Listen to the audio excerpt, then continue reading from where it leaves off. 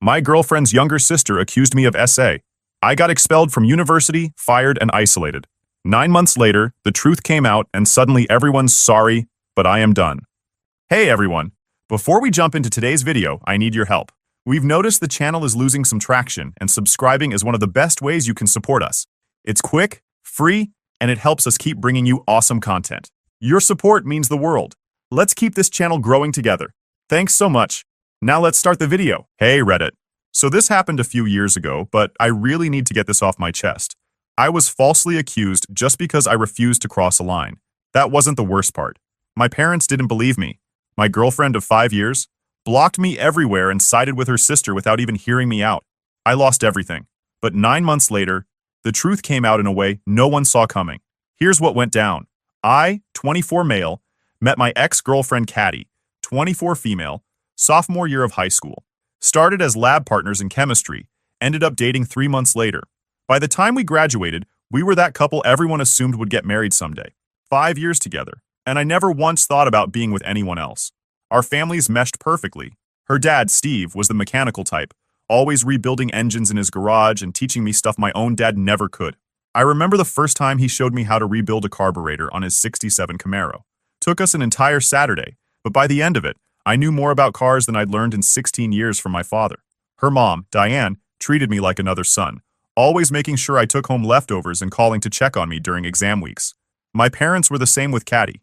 Mom would take her shopping, and my dad helped her pick out her first car, a used Honda Civic with low mileage that he negotiated down by $1,500.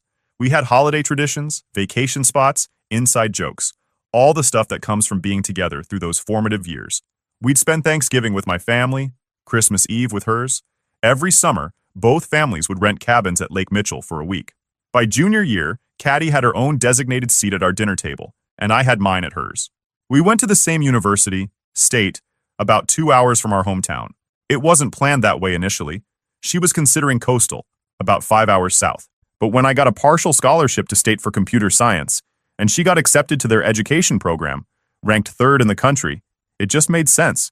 We didn't live together. She was in the education dorm. I was in tech housing. But we saw each other daily, had the same friend group, studied at the same coffee shops, and planned our future together. Our lives were completely intertwined. Her younger sister, Amy, was always on the periphery of our relationship. 3 years younger than us, she was just entering high school when Caddy and I were heading to college. At first, she was just the annoying little sister, always wanting to tag along. She'd interrupt our movie nights, accidentally walk in when we were making out, and ask a million questions about college during dinner. Standard little sister stuff. But something changed when she hit about 16. It was subtle but definite. The first time I noticed it was at Caddy's family barbecue the summer after our freshman year of college. Amy kept finding reasons to brush against me when she walked by. She'd ask me to help her get stuff from high shelves, even though her dad was taller than me. She'd wear these short shorts and bend over right in front of me to look for something in the cooler. I didn't think much of it. Figured it was just teenage awkwardness. Then it escalated. She started texting me directly, innocent at first, asking about homework or what Caddy might want for her birthday. But it shifted to more personal stuff. How her boyfriend didn't understand her. How guys her age were so immature. How she wished she could find someone like me. I showed Caddy some of the texts, trying to be transparent. She laughed it off. She's always had a little crush on you. It's harmless. It didn't feel harmless when Amy started showing up to parties she was too young for because she knew I'd be there. Or when she'd accidentally walk in on me changing at their house. Or when she'd wear increasingly revealing clothes around me. I started avoiding their house when I knew Amy would be home alone. Started making excuses to skip family events. Caddy noticed and we fought about it a few times. "You're being weird about my sister," she'd say. "She's just a kid." But Amy wasn't just a kid. It happened in October of our junior year of college. I was doing well. 3.8 GPA, part-time job at a tech startup that was grooming me for full-time after graduation. The company was paying me $22 an hour to develop UI components, almost unheard of for an undergrad intern. My boss had already hinted at a $75,000 starting salary after graduation, with stock options. I was even saving for an engagement ring, planning to propose after graduation the following year.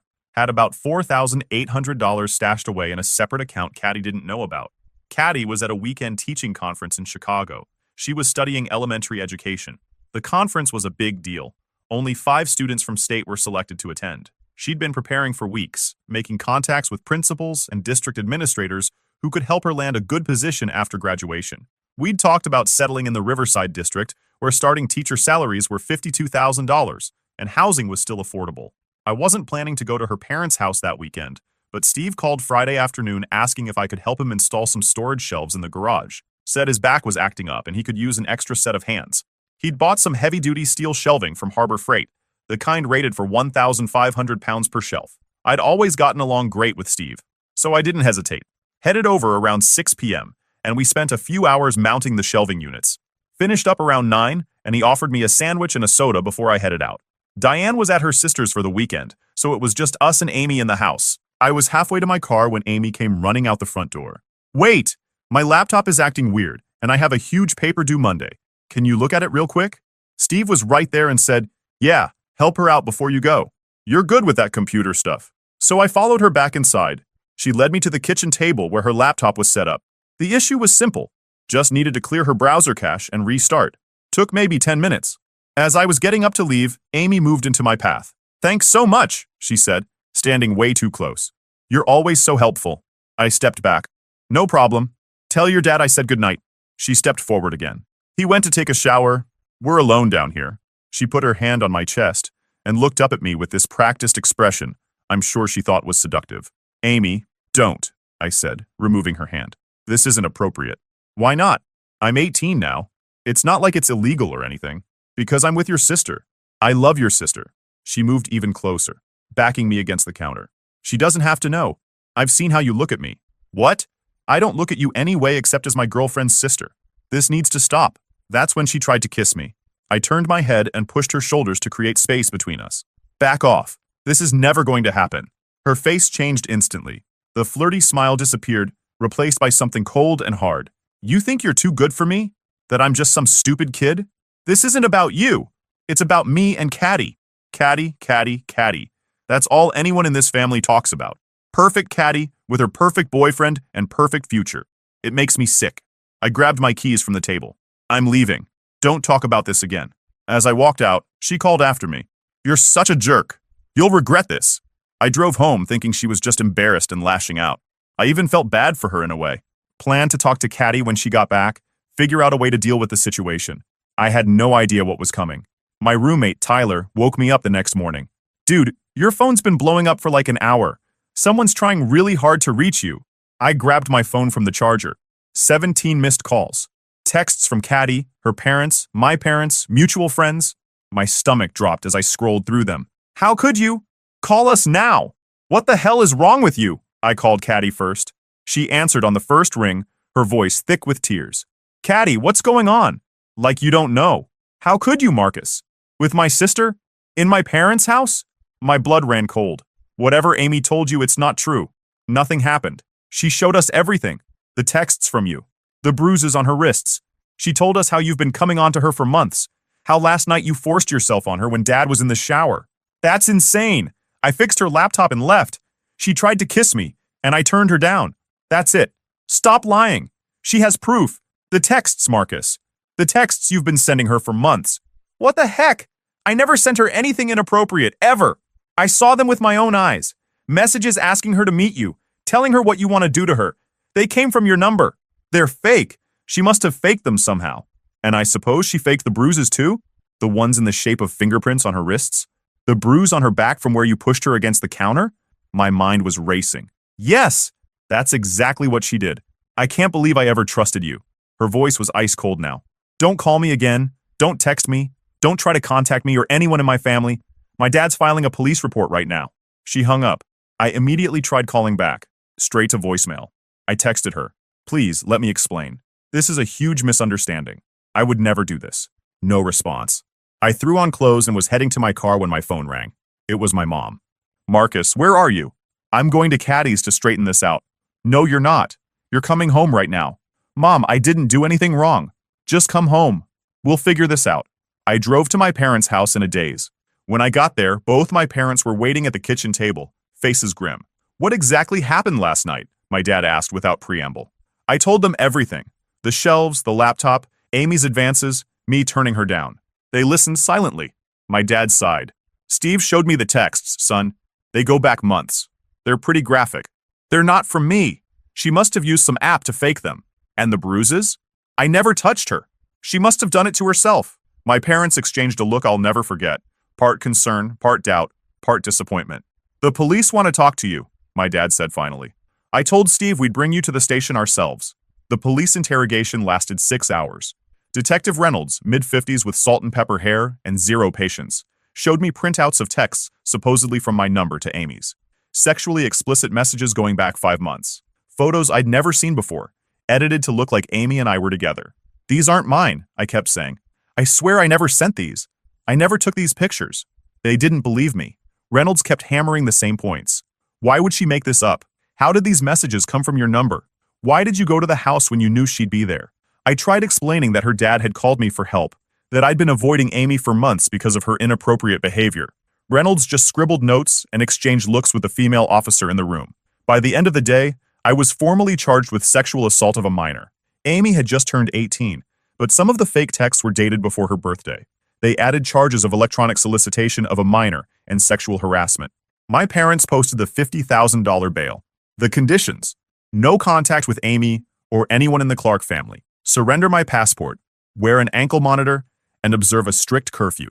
I was allowed to go home with my parents, but the nightmare was just beginning. State University didn't wait for a conviction.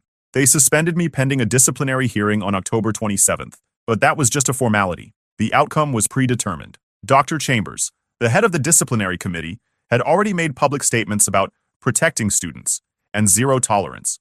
I was expelled the following week, my scholarships revoked. The tech startup fired me the same day they heard about the charges. My boss, Mark, who'd been mentoring me for over a year, didn't even call personally. HR sent an email terminating my employment, effective immediately. My keycard access was deactivated. My company laptop was remotely wiped, and I was told to ship it back in the prepaid box they'd send. My bank froze my accounts due to an investigation, which meant I couldn't even access the $4,800 I'd saved for Caddy's ring. Friends disappeared overnight. People I'd known since elementary school suddenly couldn't remember my name. Social media became a war zone. Half my notifications were death threats. The other half just people unfriending me. Caddy blocked me everywhere, changed her phone number. Her friends, who had been my friends too, posted long statements about standing with victims and cutting toxic people out. Photos of me were removed from their Instagram feeds, as if I'd never existed. My sister Grace was the only one in my immediate family who believed me without question. Amy's always been obsessed with you, she said. Always asking me questions about you, trying to get me to show her your old yearbook photos. It was weird. My parents tried to be supportive, but I could see the doubt in their eyes. They got me a lawyer, Dave Hoffman, paid my bail, let me move back home. But they also set rules. I couldn't leave the house after 8 p.m., couldn't have friends over, had to share my location with them at all times. My dad started most conversations with, "If there's anything you're not telling us," my mom cried constantly. They never directly accused me, but they didn't fully believe me either. The financial impact was immediate and devastating. I lost my tuition for that semester, $14,300, no refunds for expelled students. Lost my housing deposit, $1,800, had to pay for a criminal defense lawyer, which drained my savings in about 3 days.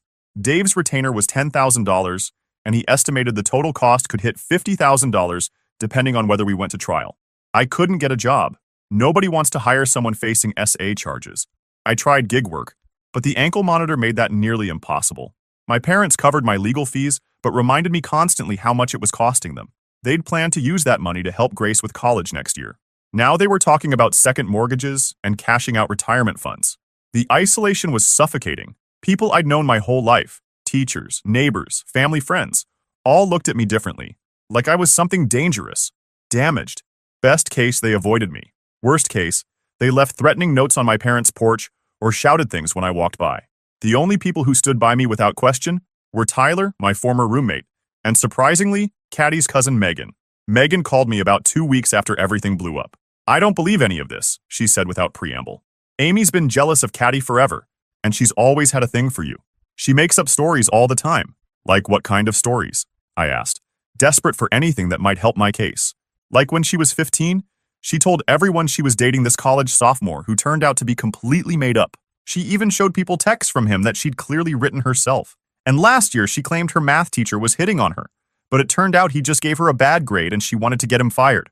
It helped to have someone from Caddy's family on my side, but it didn't change my situation. The prosecutor was pushing for maximum penalties. Dave was already talking about plea deals. "I understand you don't want to consider it," he said during one of our strategy sessions, "but I need you to know what's on the table. First-time offender, you're looking at a 5 to 7-year sentence if convicted on all counts. The plea would drop it to 3, with possibility of parole after 18 months. I'm not pleading guilty to something I didn't do," I told him. "Keep fighting." Months passed, and things only got worse. The preliminary hearings in November and December didn't go well. Judge Patterson, a stern woman in her 60s, seemed predisposed to believe Amy. Dave kept trying to get the text evidence thrown out, arguing they could have been falsified, but without proof of tampering, the judge allowed them. Amy's testimony in the January hearing was devastating. She cried at all the right moments, looked vulnerable and scared. She described months of grooming, how I'd slowly pushed boundaries, made her feel special, and then threatened her. How I'd grabbed her wrists hard enough to bruise when she finally said no, pushed her against the counter when she tried to get away. She was a terrifyingly good liar. Watching her, I almost believed it myself. Tyler testified as a character witness for me, but he hadn't been there that night. Megan wanted to testify about Amy's history of lying, but her parents threatened to cut her off financially if she got involved. My sister spoke about Amy's weird obsession with me over the years, but the prosecution painted it as a schoolgirl crush that I'd exploited. By month 4 February, Dave was strongly recommending a plea deal. "The text evidence is damning," he said. "The physical evidence supports her story. Her testimony is compelling. If we go to trial and lose, you're looking at 5 to 10 years. Take the deal. 3 years. Possibility of parole after 18 months. I'm not pleading guilty to something I didn't do," I told him. "Keep fighting." But even I was losing hope. The trial was set for July, 9 months after the incident. I'd spent those months living like a prisoner in my parents' house. No job, no school, no friends, no future.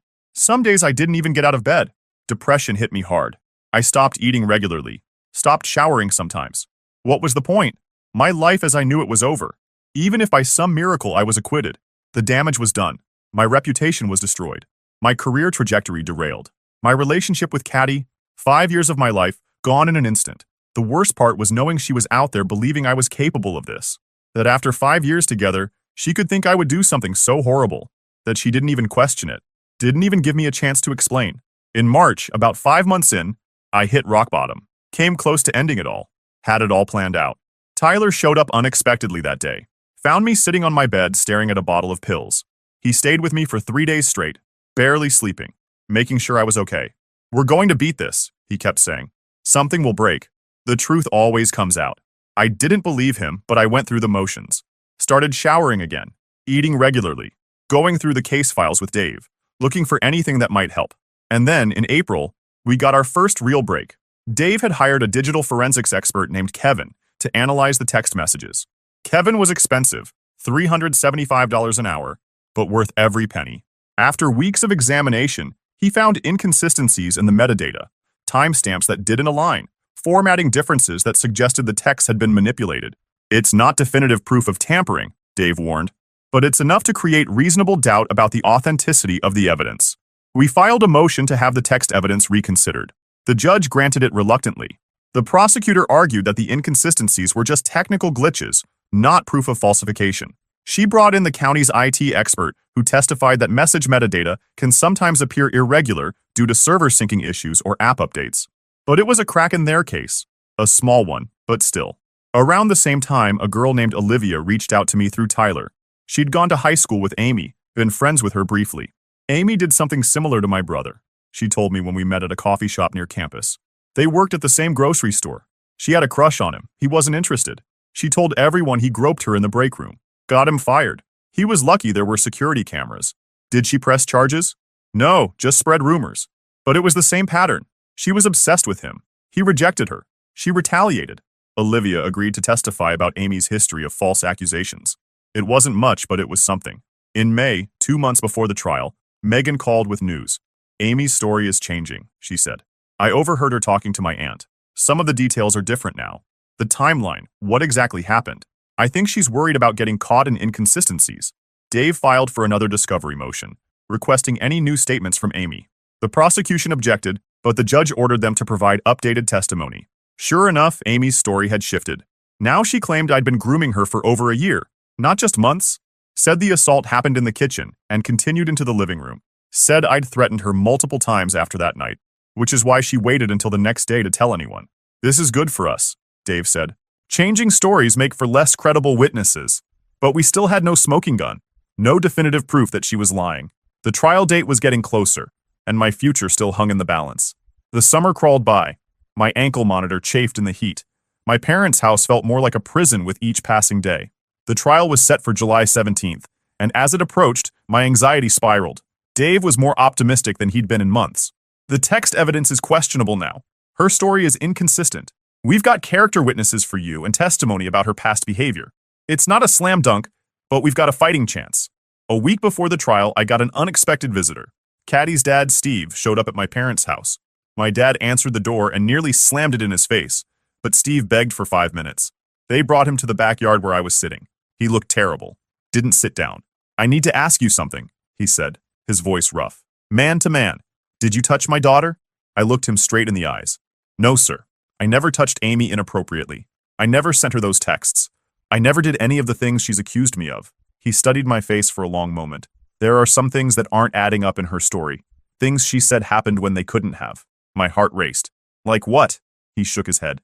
I can't discuss the details, but I needed to hear it from you directly. He left without another word. I told Dave about the visit immediately. This could be significant, Dave said. If her own father is having doubts, the jury might too. The day before the trial, the prosecutor called Dave with a new plea offer. 18 months, possibility of parole after 9, to be served in a minimum security facility. They're getting nervous, Dave said. They know their case has weaknesses. I turned it down. After coming this far, I was going to see it through. Either I'd be exonerated or I'd go down fighting. The night before the trial, I couldn't sleep. I sat on my parents' back porch until dawn, watching the stars fade and thinking about how different my life should have been. I should have been heading into my senior year of college. Should have been planning a future with Caddy. Should have been working towards goals and dreams, not fighting to stay out of prison for something I didn't do. When the sun came up, I showered, put on the suit Dave had brought me, and prepared to face whatever came next. The courthouse was packed. Local media had picked up the story. Small-town college student accused of assaulting girlfriend's sister. People love that kind of drama when it's not happening to them. I saw Caddy for the first time in 9 months. She was sitting with her mother in the gallery, behind the prosecutor. She didn't look at me. She'd lost weight, her cheekbones more prominent than I remembered. She kept twisting a tissue in her hands. Amy was there too, dressed conservatively, hair pulled back, looking young and vulnerable. The perfect victim. My stomach churned. She didn't look like someone carrying the weight of a massive lie. The trial began with opening statements. The prosecutor painted me as a predator who had used my relationship with Caddy to gain access to Amy, groomed her over time, then SA'd her when she finally rejected me. Dave countered with the story of a jealous younger sister who had manufactured evidence and accusations after being rejected herself. The prosecution presented their evidence first. The texts, photos of Amy's bruises, medical reports confirming the injuries were consistent with her story.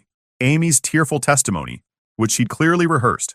She stumbled a few times when pressed on the inconsistencies in her story, but quickly recovered, claiming she'd been traumatized and confused about some details. During cross-examination, Dave focused on the changing timeline. In your initial statement to police, you said the assault occurred at approximately 9:30 p.m. Is that correct? Yes, around then. But in your revised statement from May, you said it started at 9:45 and continued until after 10 o'clock. Which is it? I told you I was traumatized. I didn't look at a clock during the assault. And in your first statement, you said the incident occurred only in the kitchen, but later you added the living room. Why the change? I was trying to forget parts of it. But in therapy, I've been working on facing the whole truth. She had an answer for everything. Our turn came on the third day. Dave methodically dismantled the prosecution's case. He presented the digital forensics report, highlighting the metadata inconsistencies in the texts.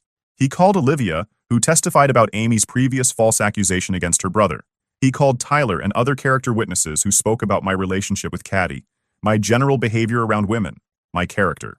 Olivia's brother, Jason, flew in from Arizona to testify. He described in detail how Amy had pursued him, how he'd rejected her advances, and how she'd retaliated with false accusations that cost him his job. If there hadn't been security cameras in that break room, I don't know what would have happened to me, he said. On the fourth day, during a brief recess, Dave got a call. His face changed as he listened. We need to get back to the courtroom immediately, he said, already gathering his papers. When court resumed, Dave requested permission to introduce new evidence. The judge asked the nature of the evidence. Security camera footage, Dave said, from the Clark residence on the night in question. The prosecutor objected immediately. This is the first we're hearing of any security footage. This is clearly an attempt to ambush the prosecution. Your Honor, we only just received this evidence ourselves, Dave countered. Mr. Clark installed a Nest camera in his garage last year due to a series of break-ins in the neighborhood. The camera has a view of the kitchen door. Mr. Clark only recently realized it would have captured the defendant leaving on the night in question. The judge allowed it, over the prosecutor's continued objections. Steve was called to the stand to authenticate the footage. He wouldn't look at me or at Amy. Mr. Clark, why are you just now coming forward with this evidence? The judge asked. Steve cleared his throat. I didn't think about the camera initially. It uploads to cloud storage that I rarely check, but certain inconsistencies in my younger daughter's account made me go back and look. The footage was played for the court. It clearly showed me leaving through the kitchen door at 9:37 p.m. Amy followed me to the door, visibly angry but completely unharmed. No bruises on her wrists, no tears, no signs of distress. The timestamp matched exactly when she claimed I had assaulted her. The courtroom erupted. The judge called for order. Amy burst into tears. The prosecutor asked for a recess to confer with his witnesses. The judge denied it and instructed him to continue his cross-examination of Steve. Mr. Clark, is it possible this footage has been altered? No, Steve said firmly. It's uploaded directly to Nest's cloud servers. I accessed it using my account, downloaded it, and provided it to the defense exactly as it was recorded. The prosecutor tried a few more angles, but the damage was done. The video completely contradicted Amy's testimony about what happened that night and when. When court resumed the next day, the prosecutor announced they were dropping all charges. Just like that, it was over. The dismissal of charges didn't undo 9 months of hell. Didn't erase the damage to my reputation, my education, my career, my relationships. Didn't give me back the life I should have had. Amy faced consequences finally. She was charged with filing a false police report, falsifying evidence, and perjury. Being 18 and with the influence of her father's testimony on her behalf, she got a suspended sentence, probation, mandatory counseling, and community service. Nothing close to the punishment she deserved for what she put me through. The restitution the court ordered her to pay me, $7,500, was a joke compared to what this had cost me financially, let alone emotionally and psychologically. Steve and Diane divorced shortly after the trial. He couldn't forgive her for pressuring him to support Amy's lies, even after he started having doubts. He reached out to me once, about a month after the trial, to apologize. Said he should have questioned things sooner, should have checked the camera footage earlier. I appreciated the gesture, but it was too little, too late. Caddy tried to contact me repeatedly after the charges were dropped. Texts, calls, emails, messages through mutual friends. Said she was sorry for not believing me, for not giving me a chance to explain.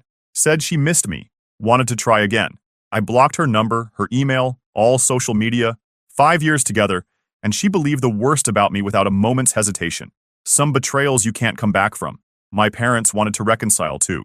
Said they were sorry for doubting me, but I couldn't forget the looks on their faces during those months. The constant questions, the unspoken suspicion. I keep them at arm's length now. Call on holidays, visit occasionally. But there's a distance that wasn't there before. The university wouldn't take me back. Said the expulsion stood regardless of the criminal case outcome. I filed a lawsuit against them for wrongful expulsion and discrimination. It's still working its way through the courts 3 years later. My lawyer thinks we'll eventually settle for around $200,000, which sounds like a lot but doesn't come close to covering what I lost. Not just tuition and scholarships, but future earnings, career advancement, networking opportunities. Rebuilding my life was the hardest part. I moved 2 states away. Started over at a different university, though I had to take out massive loans since my scholarships were gone. Worked night shifts at a warehouse to pay rent on a studio apartment barely big enough for a bed and desk. $14.50 an hour. No benefits. Loading boxes from 11 p.m. to 7 a.m., then trying to stay awake through classes. Tyler moved out to join me about a year later. Got a job at the same warehouse while he finished his degree online. Having someone who knew me before, who stood by me through everything, helped more than I can say. Megan stays in touch. She was ostracized by her family for supporting me, but she doesn't regret it. I always knew Amy was trouble, she says. Just didn't know how much. She finished her degree and moved to Seattle last year. We still talk weekly. It's been 3 years since the charges were dropped, almost 4 since that night in the kitchen. I finally got my degree last spring. Found a decent job in software development, not the career trajectory I planned on, but it pays the bills. $68,000 a year, decent health insurance, 401k match. I'm slowly building a new life, one that isn't defined by what happened. Some days are harder than others. Some days I wake up angry at all that was taken from me. Other days I'm just grateful to have been cleared, to have avoided the far worse fate that could have been mine if that camera footage hadn't existed. If Steve hadn't installed that camera, or if he hadn't gone looking through the footage, I'd likely be sitting in a cell right now. My entire future hinged on a piece of technology that could easily have not been there. The financial impact continues. I'm $86,000 in student loan debt. My credit was destroyed during those 9 months when I couldn't make payments on anything. My parents burned through most of their retirement savings on legal fees. Dave's final bill came to $73,500. Worth every penny, but it'll take years for my family to recover. Dating is complicated. I'm always paranoid about how much to share and when. Tell a new girl too soon about what happened, and she might see me as damaged goods or wonder if there was some truth to it after all. Wait too long, and it feels like I'm hiding something important. I've had a few short relationships, but nothing serious. Trust doesn't come easily anymore. Olivia and I keep in touch too. Her brother went through something similar to me, though on a smaller scale. We get together sometimes to talk about it. There's comfort in knowing someone else who understands. I check public records occasionally to see what Amy's up to. She finished her degree, moved to Portland, got a job in marketing, posts happy pictures on Instagram like she never tried to destroy someone's life. Her probation ended last year. Sometimes I wonder if she even feels guilty, or if in her mind, she was the wronged party somehow. The lawsuit against the university drags on. My lawyer says they're just running out the clock, hoping I'll get tired and settle for less. It's frustrating, but I'm not backing down. It's not even about the money anymore. It's about making them acknowledge what they did. But the best thing that happened, though? About 6 months ago, I adopted a dog from the shelter, a 3-year-old German Shepherd mix named Riley. Previous owner couldn't keep him due to deployment. He's got trust issues too, so we're a good match. We've been inseparable. He guards the apartment, goes hiking with me on weekends. Best roommate I've had since Tyler. If there's a lesson in all this, I guess it's that you never really know people. The ones you expect to stand by you might be the first to believe the worst. And sometimes help comes from unexpected places. Like your girlfriend's cousin who barely talked to you at family gatherings, or the security camera her dad installed and forgot about. I don't know if I'll ever fully get over what happened, but I'm doing my best not to let it define the rest of my life. I've got a decent apartment now, a job I don't hate, a loyal dog, and a small circle of friends I can trust. It's not the life I planned, but it's mine, and nobody can take that from me again.